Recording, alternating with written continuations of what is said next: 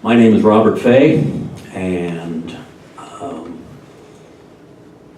I want to first apologize to Sister because she came to the podium and she was standing back here. I didn't see her. All I could see from over there was I looked at the podium.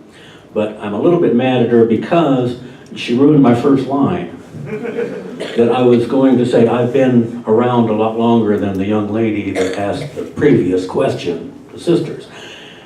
I'm not sure I can say that anymore, that I've been around a lot longer than that. But anyway, I'll address my question to Mr. Dennert, since he brought up the aspect of what's happening with the industrial hemp situation. I am an old hippie. I've got the old part down. I may not look like a hippie anymore, but I graduated from a Big Ten university during the Vietnam era. But I'm not going to mention the marijuana situation. I'm just going to talk about the talking points of what the governor has been propagandizing against industrial hemp, because I've been around and studying it for that long. I'm also an old farmer. And I hope all of you realize that there is an opportunity here for development, because every time that I put twine in a baler, and this was even before the Vermeer Corporation patented the round baler. We were still doing Tootsie Rolls and cubes at that time. Anyway,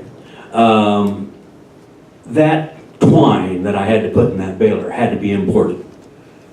Every stitch of it. Now, with industrial hemp, everything from that twine to developing carbonate fibers of various types can be done with industrial hemp.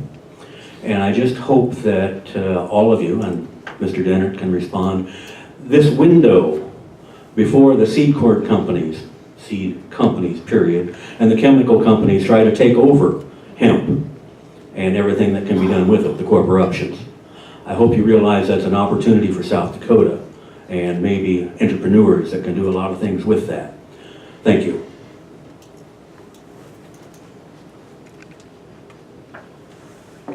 So the discussion is about HB 1191, the hemp bill.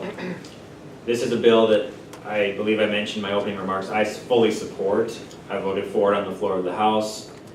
It passed its first committee, and I have to completely agree with what you said. If we're talking about, I mean, hemp has hundreds of uses. It has so many, maybe even thousands of uses. There's so many different things that you can use it for.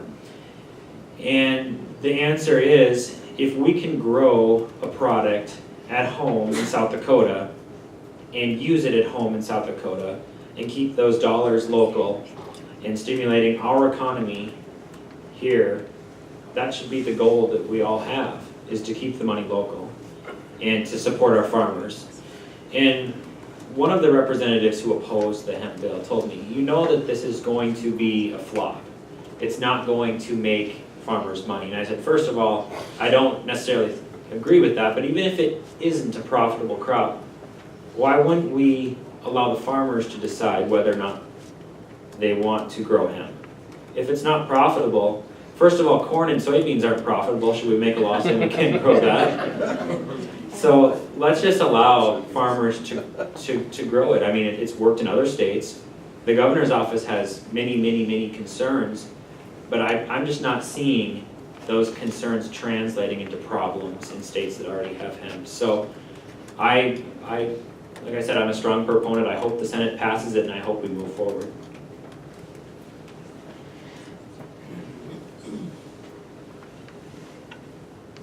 I'm going to keep this brief, but one of the biggest arguments I heard going through committee on this was, how are you going to regulate it on the highways? How are we going to know these are bales of hemp and not something else?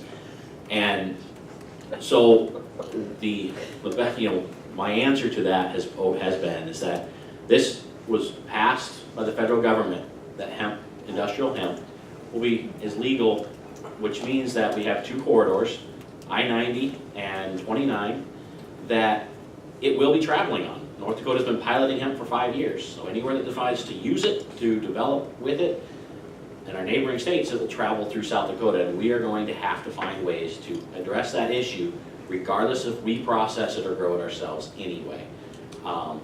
So I think by allowing us to use it, process it here in South Dakota, it'll make it actually easier to find ways to test it on the roads, because there'll be more of it and a greater need, and the industry, you know, when there's greater need, private industry steps up and finds ways to fill that. So, just a short little, my thoughts.